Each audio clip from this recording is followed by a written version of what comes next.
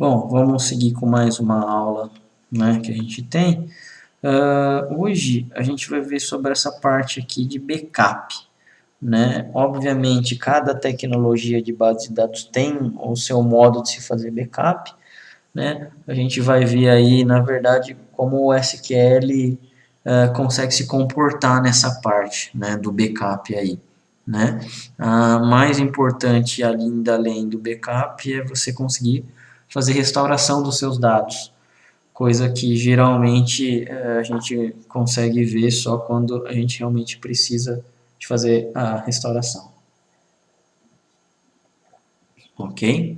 Aqui ele fala, né, que você precisa ser um membro do sysadmin para fazer backup de qualquer banco da instância. Você também pode adicionar o usuário role de banco de dados, DB Backup Operator para poder permitir fazer backup, né? Aqui então são mais algumas informações sobre os tipos de permissões que você precisa para poder fazer esse tipo de operação no SQL Server. O SQL Server ele tem alguns tipos de backup. Na verdade, eles são 4 aqui, pelo menos, né, os mais conhecidos. O completo, o diferencial, o de log de transação e o de grupo de arquivos. Nós vamos ver esses 3 aqui, basicamente. Tá? O backup completo, ele é completo mesmo. Né? Ele captura todas as páginas que contêm dados dentro de um banco de dados. As páginas que não contêm dados não são incluídas no backup. Portanto, um backup nunca é maior do que o próprio banco de dados. Então, se eu tenho, por exemplo, uma base de dados de 100 GB, o meu backup não pode ter 101 GB. Ele geralmente é menor, tá? Mas não maior do que a própria base de dados. Um backup completo é a base de recuperação para outros tipos de bancos, né, de recuperação de um banco de dados, que deve existir antes que você possa fazer um backup diferencial de log transação. Ou seja, para eu poder fazer restauração de uma base de dados, eu preciso ter no mínimo um backup completo, para depois eu conseguir fazer um diferencial ou para depois eu conseguir fazer de um log de transação. Então, os dois, diferencial e log de transação, são dependentes do completo. Tá? Como é mais comum fazer backup do que restauração de dados, o mecanismo de backup é otimizado para um processo de backup. Então, sempre o backup ele vai tentar fazer o quê? O mais rápido possível. Isso daí o que é o que ele quer dizer com otimizado. Justamente por quê? Porque quando você está tirando um backup, pressupõe-se que você realmente precisa daquela cópia de dados segura para um eventual desastre que possa acontecer. Né? Por que a gente fala sempre em vários tipos de backup aqui? Porque cada uma das situações apresentadas nos cenários aí, né, no nosso mundo real, tem a situação a ser colocada. Logicamente, para banco de dados pequeno, sei lá, 100 megas, 200 megas, 1 giga, né, 5 gigas até, às vezes o backup completo resolve muitos problemas. Você não precisa ficar se preocupando em aprender o diferencial ou log de transação. Agora, vamos imaginar que a gente tem aí backups grandes, né, de 50 gigas, 100 gigas, 500 gigas. Dependendo da quantidade de dados que você tem no seu backup que você tem que tirar, você não consegue ficar fazendo backup completo toda vez, né? Supõe-se que você tem aí um tempo, uma janela mínima aí para você fazer o backup. Obviamente, você precisa estudar, né? Qual é o tempo, na verdade, mínimo de perda de transação que você precisa, né? E aí você vai ter que, na verdade, equilibrar esse tempo em relação ao seu backup, né? Tudo bem, seria muito bom que todas as empresas falassem, né? Olha, o meu tempo de perda de dado é de 1 minuto. Legal, é possível fazer? É possível. Mas com certeza, quanto menor o tempo de perda de dados que você tem, mais caro vai ser a tecnologia que você vai ter que investir. Então, realmente tem que tomar um pouquinho de cuidado, né? No backup completo, então, ele é aconselhado para quê? Quando eu tenho a cópia inicial dos meus dados para bancos de dados grandes ou quando eu tenho realmente banco de dados pequenos, ele vai ser a melhor solução para isso daí, né? Um backup aqui, né? Um pouquinho de backup. Quando o backup é iniciado, o mecanismo de backup captura todas as páginas do arquivo o mais rapidamente possível, sem considerar a ordem das páginas. Vários threads podem ser usados para gravar páginas em seu dispositivo de backup. Um dispositivo, pessoal, o conceito dele é realmente dispositivos, tá? Uma boa parte dos backups são feitos em fitas, né? A fita, na verdade, ele vai conseguir fazer essa interpretação como se fosse um dispositivo, né? Outra grande parte é feito hoje, na verdade, na maioria em disco. Porém, a gente poderia estar colocando, associando esse disco, né, esse arquivo, em realmente um outro dispositivo. Tá? Um backup pode ser executado concomitantemente com outras operações do banco de dados. Então, mesmo o seu banco de dados em produção, é possível você pegar e tirar um backup no meio do dia. Tá? Como pode ser feita alterações do banco de dados enquanto o backup está em execução, o SQL precisa acomodá-las ao passo que também garante que os backups sejam consistentes para propósitos de restauração. Então aqui, o SQL na verdade precisa se preocupar até que ponto realmente foi feito o seu backup de dados. Porque quando você está em operação, existem vários inserts, vários deletes, vários updates ao mesmo tempo. Certo? Beleza, eu estou tirando o backup. Como é que ele sabe que aquela determinada transação entrou ou não no backup? Isso daí é uma coisa que o SQL precisa controlar. O fator limitante para a velocidade do backup é o desempenho de dispositivos onde o backup está sendo gravado. Então vamos supor que eu tenha aí o meu backup sendo feito em fita DAT ou fita LTO. A fita, por padrão, ele é um dispositivo lento, né, que demora mais. Então, se eu estiver fazendo meu backup nesse dispositivo, consequentemente, o meu backup vai ser lento. Suponha agora que a gente tenha um backup sendo feito em disco, que eu tenha aí meus 10.000, 15.000 RPMs, né, de velocidade, então o meu backup vai ser um meio rápido, né, entre aspas, comparando com a fita, vai ser um meio rápido. As únicas operações que não são permitidas durante um backup completo são adicionar ou remover um arquivo de banco de dados e reduzir o tamanho de dados. Tudo bem, são coisas um pouco mais difíceis de você executar durante o backup, mas ele já dá um alerta aí, né? Os dois únicos parâmetros exigidos para um backup são o nome do banco de dados e um dispositivo de backup, que a gente vai criar, a gente vai ver. Quando você especifica um dispositivo de disco para backup, um diretório e um nome de arquivo podem ser especificados, que geralmente é o que é feito. Se não for especificado, no diretório do SQL fará o backup no disco e gravará os arquivos do diretório padrão configurado na instância.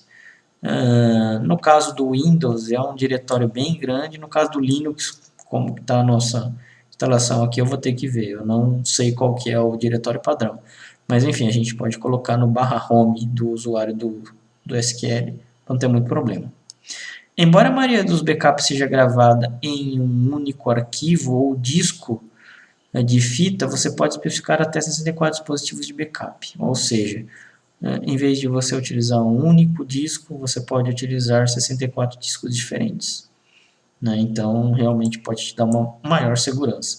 Quando você especifica mais de um dispositivo de backup, se o SQL divide o strip de backup por todos os dispositivos especificados. Então, na verdade, aqui, quando a gente está fazendo a gravação em mais de um disco ou mais de um dispositivo, ele está fazendo o que a gente chama de stripped. Né? O stripped é justamente fazer a divisão do seu único arquivo de 100 GB, por exemplo, em vários de 10, se eu tiver 10 dispositivos. Né?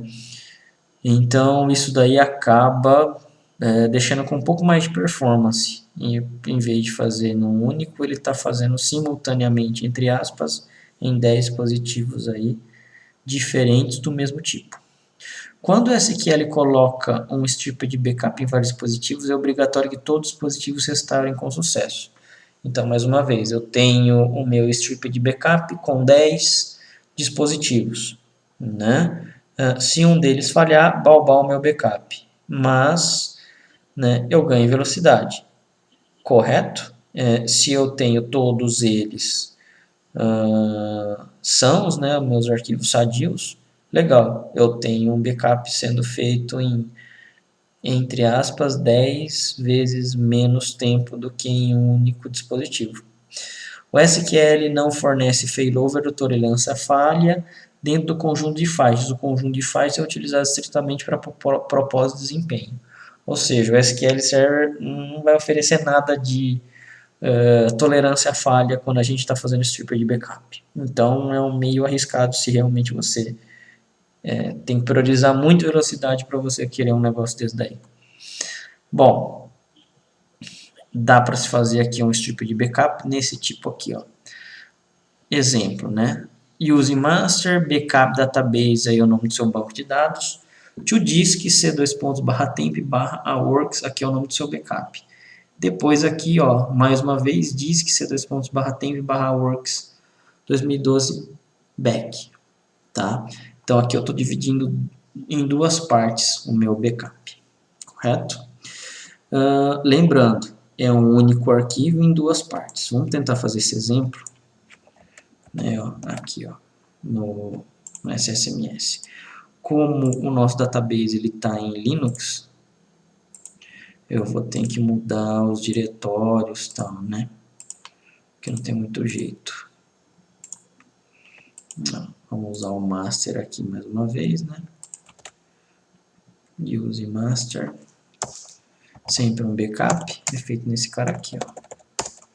Né? Backup database. Vamos lá, vamos fechar aqui, ó. Vamos tentar justamente fazer o backup desse cara, né? O que a gente está utilizando, né? E não desse daqui.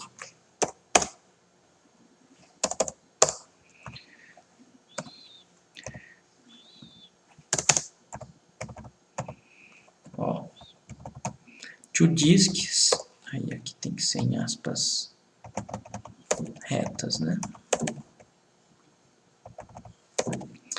Beleza. Em vez de ser /temp, isso daqui, pessoal, é um diretório lá do servidor, tá? Então ele está fazendo o backup, apesar de eu estar no meu ambiente cliente aqui, ó, o meu backup é feito lá no servidor, onde realmente o SQL Server está instalado, correto? Ou dentro de um sistema de arquivo, poderia ser também com //, né? No caso de Linux é um pouco diferente, não é igual ao Windows aí.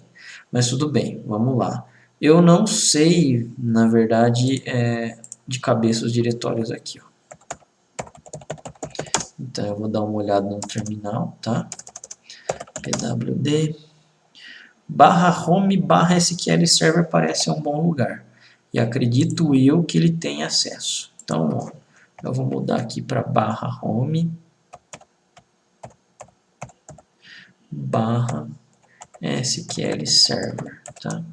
Tem que ser case sensitive no Linux.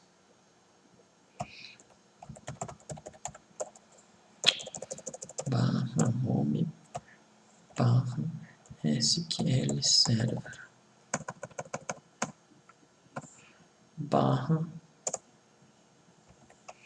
/aworks 2016 trações. Isso daqui é só nome, tá? Adventure Works poderia ser, ó. Disk, e aí eu vou dar um Ctrl C aqui, ó, só para mudar o meu nome ali agora.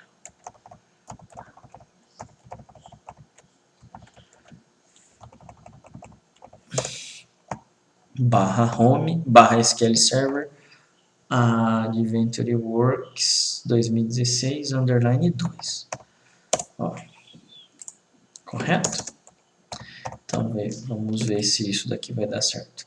Bom, se eu der um ls aqui no meu diretório, ó, pois é, eu não estou com esses dois arquivos aqui, eu só tenho esse Simple Desktop, esse Microsoft ASCII, e eu tenho o resto tudo como pasta, né? Vamos tentar ver aqui então. Cannot open the web /home /tal operation system cannot find the specified, que ele não está conseguindo fazer encontrar esse diretório. Talvez porque dentro do SQL eu preciso estar dentro de um diretório do SQL Server. Então aqui, ó, vou dar um propriedades nesse cara, vou dar um files, ó, ele fica dentro desse diretório aqui, ó, var opt mssql data. Var opt mssql data. Então, vou colocar dentro desse cara aqui mesmo. Var barra opt barra mssql barra data. Delete, delete, delete. Ó. E aqui eu vou colocar aqui outra coisa aqui também, ó. Tá? Então vamos dar uma olhada naquele diretório lá. Vamos dar uma olhada aqui.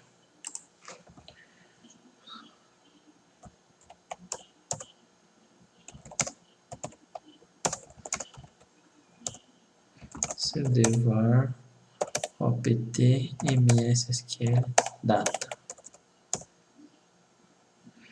Sudo cd var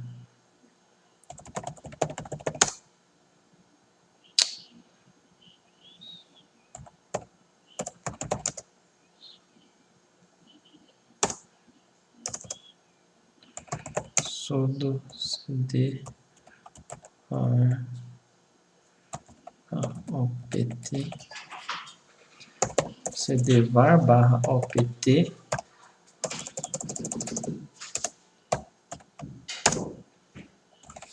cd barra cd var cd opt cd mssql mssql. Aqui ele já está dando permissão negada. Então aqui a gente vai ter que transformar em superusuário. Sudo cd mssql. Sudo espaço menos. Sudo bash. Beleza, cd opt cd mssql. Ok? cd data. Ó. Aqui, então, na verdade, é onde estão os meus arquivos, né? Eu vou ver se ele consegue colocar pelo menos um diretório anterior, mssql, aqui, ó. Tá? Por quê? Porque eu tenho log também, ó. Os arquivos de log... os arquivos de log, ele não tem... Eles são outros arquivos, na verdade. Deixa eu ver. Data aqui... eu tenho o arquivo MDF aqui e o LDF, estão todos no mesmo diretório. Eu vou tentar então fazer aqui, ó, colocar os meus arquivos de backup dentro do var opt mssql. Vamos ver se vai dar certo aqui, ó. Var opt mssql, sem o data aqui, ó. Né? Dá um F5. Ó, aparentemente deu. Então, ele está executando o backup, né, o do Adventure Works nesse caminho aqui, ó. Se a gente for estar vendo nessa parte aqui, vamos dar um ls. Ó, ADV Works 2016, 1 e 2. Um ls-l, ele vai mostrar para a gente qual é a quantidade de bytes que eu tenho cada um dos arquivos. Correto? Então, esses dois arquivos aqui são um único backup. Se eu perder um deles, já era. Eu realmente perco aí todo o meu backup. Porém, quando eu estou em discos diferentes, a velocidade é maior. Pensando, por exemplo, né, em discos de 15.000 RPMs, eu tenho aí uma capacidade de gravar esses dados mais rapidamente. O problema, lembrando, nesse caso aqui, é um strip de backup que ele está fazendo para a gente. Tá, então, ele está priorizando velocidade ao invés de segurança. Existe a cláusula aí, a mirror-to, que oferece um recurso para criar até 4 cópias de um backup em uma única operação. Quando você inclui a cláusula mirror-to, recupera uma página de banco de dados e grava numa cópia de página em cada espelho de backup. Então, agora aqui com o mirror-to, a gente começa a ter os dois. A gente começa a ter a parte do strip de backup, que é fazer a divisão do seu backup em mais de um dispositivo ou mais de um disco, e aí sim também eu consigo ter uma cópia desses dados em outros, por exemplo, discos. né?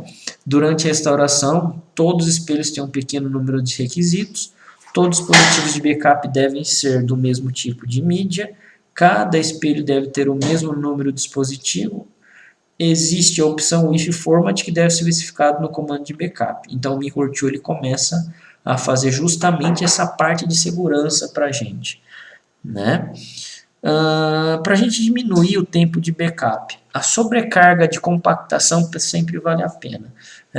Esse tipo de feature, de característica, ela só vai funcionar para os SQLs mais caros. Tá? A compactação em si, até o SQL Standard é capaz de fazer. O que acontece? Quando você pede para ele fazer compactação, sempre ele vai exigir mais processador, né? Vai demorar mais para essa sobrecarga, porém a quantidade de bytes que ele vai ocupar em disco sempre é menor. Então é por isso que ele fala que a sobrecarga da computação vale a pena, da compactação vale a pena. O tempo economizado por um backup compactado supera em muita sobrecarga associada à operação de compactação. O SQL tem a opção de configuração chamada padrão de compactação de backup ou Backup Default Compression. Nesse caso, eu acredito que só a opção mais cara que tem, a Enterprise. Você pode configurar de modo a sempre ter seus backups compactados, independente da especificação de compactação explícita, porém está disponível somente na versão Enterprise, que eu comentei aqui. Ó. Um único dispositivo de backup pode conter vários backups. Aqui é uma opção de quando a gente está criando dispositivo. Vamos supor que você tem aí uma quantidade grande de backups por dia. E para cada backup, tecnicamente, ele ocuparia um arquivo. Né? Supondo que você tenha aí 20, um backup a cada hora, então seria o quê? 24 arquivos por dia. Chega no final do mês, você vai ter 24 arquivos vezes 30, se você tira um backup de todos os dias. Então, isso daí gera uma quantidade muito grande de arquivos que você tem que gerenciar. Né? Então, o que acontece? É possível você, por um dispositivo, né, ter um único arquivo que contém vários backups. Então, isso daí facilita um pouco. As opções init ou no init de um comando de backup controlam se um arquivo de backup existe, é sobrescrito ou recebe anexação.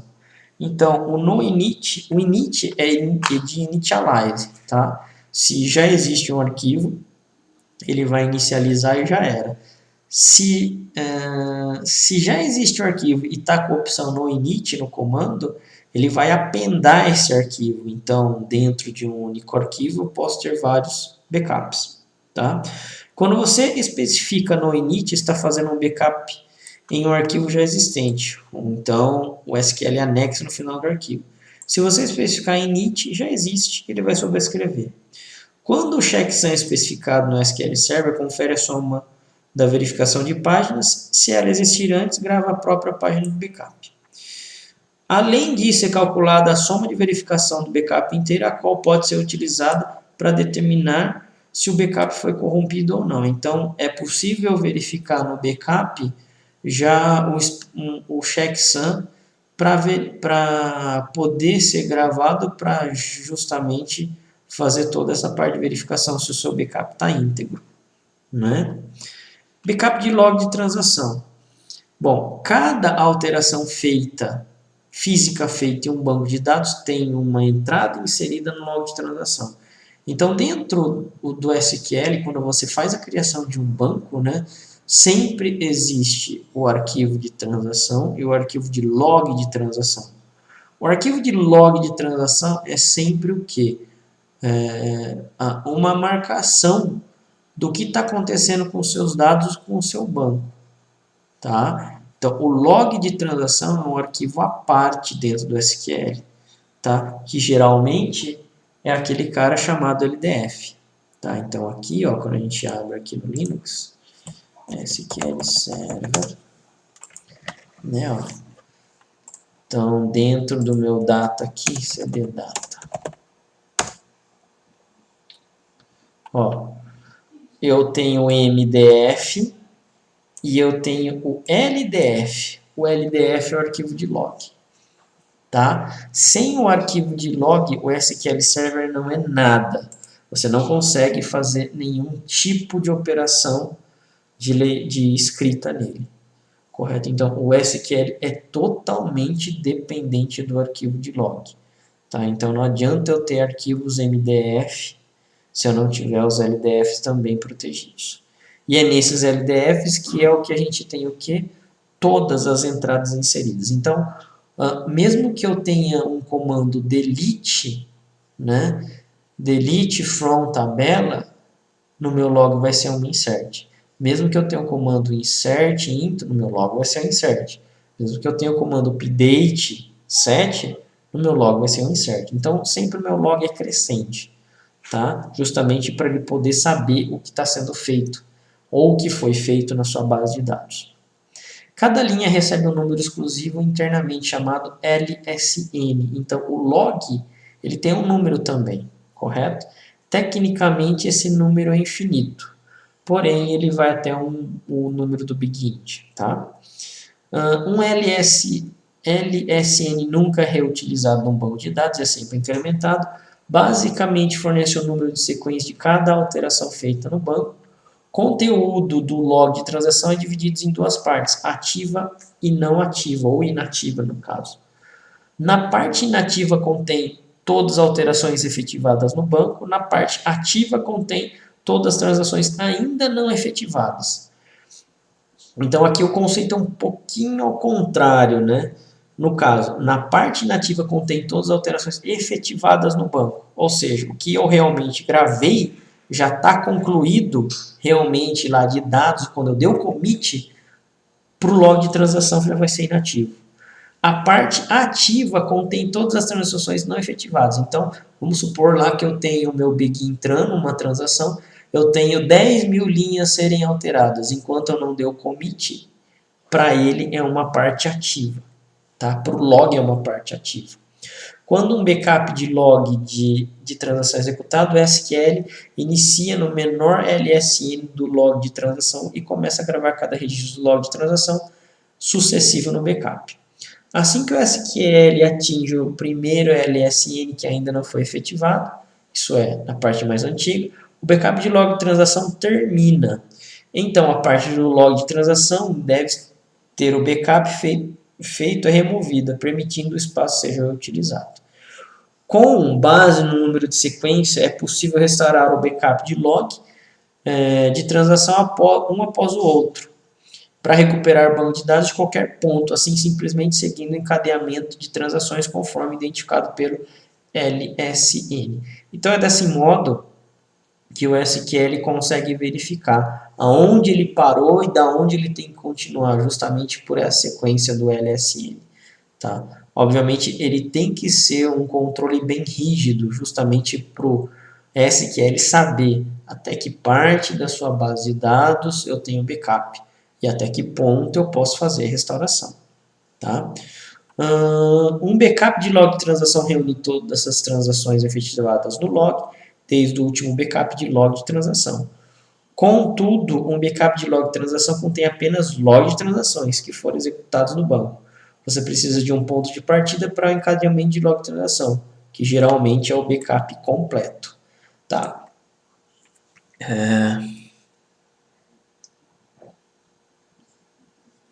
Então aqui, né, eu não posso só ter log de transação, backup de log de transação. Eu tenho que ter no mínimo um backup completo para depois eu ter vários logs de transações. Tá? Após o primeiro backup, você pode restaurar o banco de dados em qualquer ponto no tempo, desde que o encadeamento de logs não esteja interrompido. Então, na verdade, quando eu tenho backups de log de transação, a grande vantagem é essa. A restauração eu consigo colocar até o tempo que eu quero. Tá? Então, eu não preciso, na verdade, eu não fico preso no tempo que realmente é o do backup. Então, vamos supor que eu tenha aí backups, né, de meia e meia hora. Então, se um dia tem 24 horas, eu tenho 48 backups. Eu posso restaurar com o meu log de transação facilmente até meia hora de cada hora aí do meu dia, né? Backups completos adicionais podem ser incrementados do ponto de partida mais recente, independente do número de backups completos criados, desde que você não tenha introduzido na lacuna de encadeamento de LSNs, pode começar com qualquer novo backup completo e restaurar qualquer log de transação, desde o ponto diante para se recuperar. Então, o primeiro backup que a gente comentou foi o backup completo. O backup completo realmente ele é o que? Um backup que contém todas as transações até aquele momento. Nós comentamos que vai depender muito da sua base de dados, o tamanho principalmente dela, né? Dependendo do tamanho, somente o backup completo não adianta. Supondo que você tenha um tempo de restauração, um tempo de perda de dados em 1 hora, às vezes o seu backup completo demora 2 para ser feito. Até aí você já não conseguiu mais cumprir com esse contrato de 1 hora de perda de dados no máximo, né? Suponha que você tenha, sei lá, seja admissível uma perca de 3 horas de dados, mas o seu backup completo dura 4 ou 5 horas, dependendo da sua base. Então, quer dizer, você já não vai conseguir cumprir com esse prazo que você tem de recuperação de dados, né? Então, o que acontece? Para quando eu tenho esse tipo de situação, obviamente, o backup completo, somente ele não adianta. Eu tenho que começar a pensar em backups um pouco mais leves, que seria aí no nosso caso, um deles, os backups de log. Tá? Os backups de log, por exemplo, poderiam ser configurados, né, de 1 em 1 hora. Então, eu tenho no final do dia ou no início do expediente, não sei, um possível cenário, né, de janela. Vamos supor que o horário da meia-noite às 6 seria um horário que eu não tivesse ocupação da minha base ou que as movimentações fossem muito baixas. Então, eu poderia, sei lá, configurar para que os meus backups fossem feitos nesse horário, nesse período, da meia-noite às 6. Beleza. Aí, a partir das 6 horas da manhã, começa, por exemplo, as produções. E a partir desse momento, é feitos backups de meia e meia hora. Esses backups de meia hora não precisam ser backups completos. Poderiam ser backups de log de transação. Né? Então, o backup de log de transação só pega somente a diferença de dados entre o último backup completo ou o último backup de log de transação. Né? Então, se eu tenho, sei lá, 1000 transações em 1 hora e eu tenho já configurado o backup completo e mais backup de log de transação, dentro de 1 hora eu só tenho 1000, vamos dizer assim, movimentações, a grosso modo. É bem mais leve do que eu fazer novamente, totalmente um backup completo, dependendo do tamanho da sua base. Tá? Bom, eu tenho aqui, para se fazer backup de log, backup log. Tá? Com o backup log, pessoal, ele é o único cara que consegue o quê? Limpar o log de transação do SQL, que é o tal do LDF. Se eu não fizer backup de log, eu tenho que fazer um backup de log para pelo menos limpar. Tá? Existe um cara que se chama backup diferencial. Né? A intenção do backup diferencial é justamente substituir alguns backups de log, para que, quando você precisa, a restauração seja mais rápida. Né? Pensando naquele modelo ainda de eu ter um backup de meia hora dos meus dados, eu poderia ainda colocar, por exemplo, alguns backups intermediários, que é o que a gente chama de backup diferencial. Né? Sei lá, de 3 em 3 horas, talvez.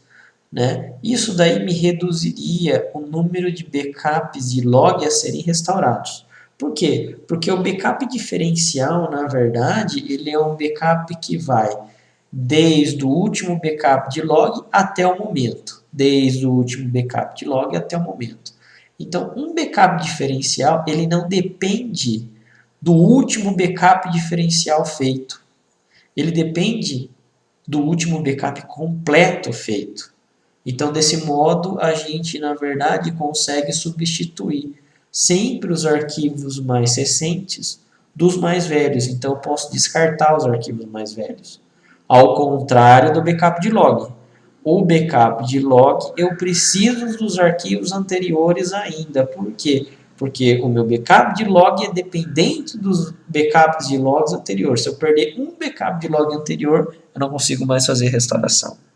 Tá? Então, temos esse cenário aí, né, entre os backups. A gente tem a opção aqui, o copy only. Né? Toda vez que eu faço um backup dentro da nossa... dentro do SQL, ele tem alguns marcadores, justamente para ele saber em que ponto ele parou do backup, principalmente o completo, né? Para ele dar o quê? Base para os outros backups, no caso o diferencial e o de log. Então, o copy only, na verdade, é quando eu quero fazer uma cópia no meio do dia. Supondo que eu já tenha todo o esquema certinho, armado, agendado dos meus backups diários, backups intermediários, backup de log, eu não quero estragar essa estrutura. Só que ao mesmo tempo eu preciso tirar um backup para uma determinada, sei lá, empresa ou para alguma auditoria no meio do dia. Daquele momento, então é possível fazer um backup completo ainda no meio do dia sem, né, alterar toda a minha sequência de agendamentos de backups através da opção copy only. Dessa forma, ele não desloca os marcadores, né, dos backups que já estão acontecendo aí previamente programados. Se eu esquecer isso daqui, aí bagunça bastante o seu backup. Geralmente você vai ter que parar, rever novamente em que ponto que você estava para justamente sincronizar todos os backups feitos. Né? Backup de grupo a gente não vai comentar, mas é possível trabalhar com file groups.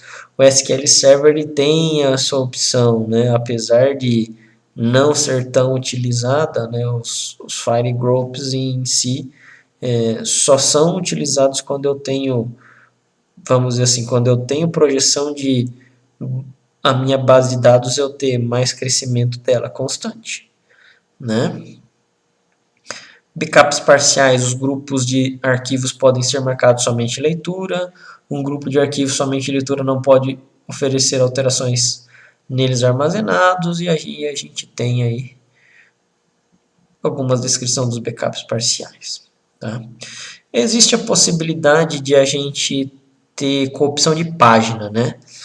O que é corromper uma página? É justamente eu ter pequenos fragmentos, né, não esperados dentro de uma página do SQL. A partir da versão 2005 houve a introdução e a capacidade de colocar páginas corrompidas em quarentena. Porém, né, existe sempre um limite dessa quantidade.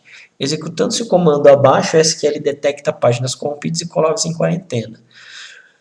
Geralmente, a corrupção de páginas são causadas por componentes de falhas de hardware, por exemplo, memória, queda de energia, disco, então tudo que é falha de hardware assim corrompe a página. Antes de uma falha, as controladoras unidades podem corromper páginas de dados realizando gravações incompletas. Quando o SQL grava uma página de disco, é recalculada a soma da verificação das páginas. Se as somas de verificação não correspondem ao SQL, retornará um erro e registrará uma página em uma tabela de banco de dados do MSDB. Há um limite de 1000 páginas corrompidas no total do banco. Quando você atinge o número de 1000, o SQL tira do ar e coloca em modo suspeito ou suspect, para proteger os dados de danos maiores. Então, o que acontece? Né? Se eu tenho uma quantidade de páginas elevada, obviamente eu não posso ficar deixando lá que o SQL fique lá colocando em quarentena as minhas 1000 páginas. Eu já tenho que agir antes, verificar qual é o problema de hardware, né? E de preferência começar a tratar essas páginas corrompidas com backup já existente. É possível restaurar uma página dentro do SQL. Para se validar um backup, né?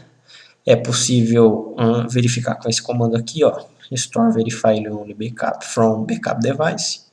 Né? Bom, aqui ó, é como se eu fosse fazer o quê? Um backup com compressão de dados, ok? Então, é o que a gente comentou, nas versões mais ferradas do SQL, né? Eu consigo pegar e fazer um backup com compressão. Então, ó, a gente vai tentar fazer isso daqui novamente. Backup database. O nome da minha database. To disk, aqui, agora a gente vai ter que alterar para esse cara aqui. Eu vou colocar outro nome, tá? Vou colocar aqui, ó, compress, correto? E aqui eu vou dar um mirror to,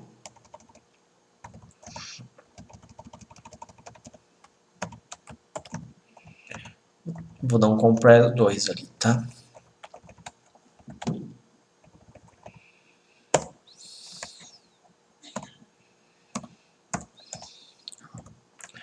With compression init format stop on error.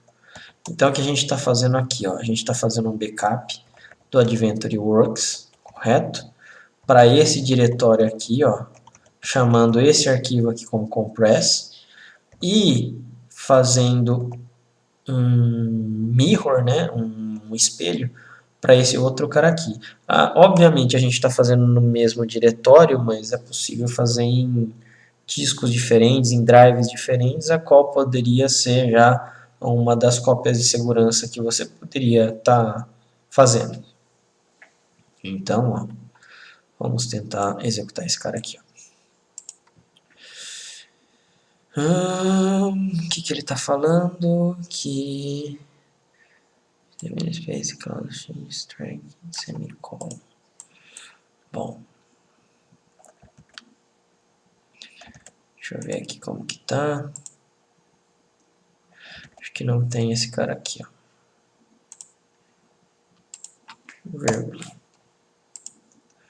O mirror to é direto, tá? Ó, a gente vai mais uma vez dentro lá do diretório.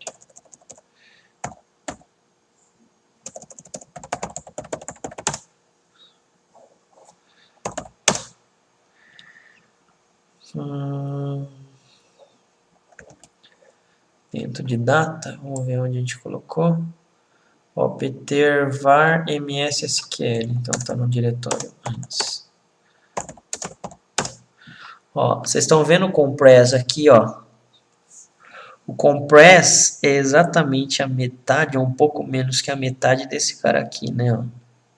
Esse daqui era o nosso backup anterior.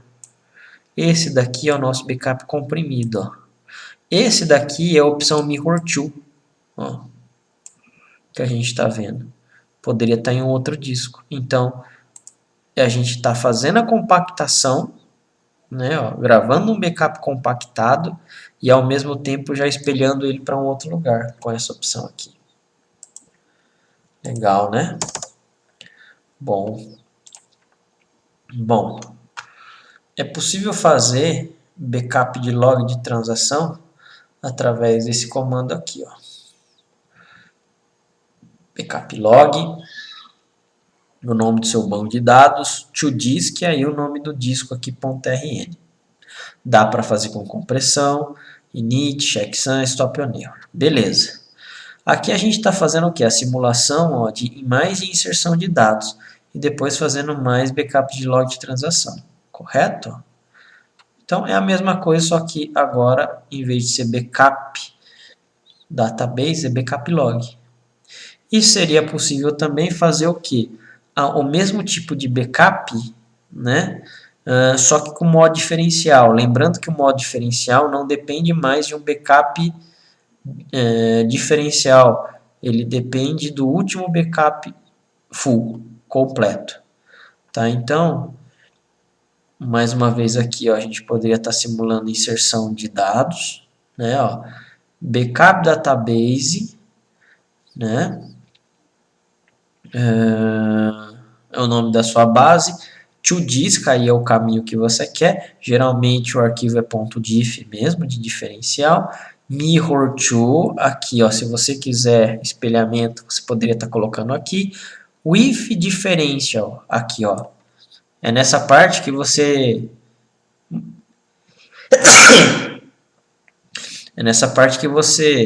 faz essa diferenciação entre um backup completo e um backup diferencial. É esse parâmetro aí, ó. Correto? Bom, então desse modo a gente consegue pegar e fazer com que a gente trabalhe com vários tipos de backup e, obviamente, vários tipos de restauração, né? Nesse caso aqui, ó, o que a gente tem são alguns dispositivos que a gente poderia estar criando. Para a gente criar um dispositivo é justamente essa store procedure aqui, ó, sp_add_amp_device, tá? Disk é realmente para o disco. Meu dispositivo é o nome que você está dando para o dispositivo e aqui é o caminho que você quer.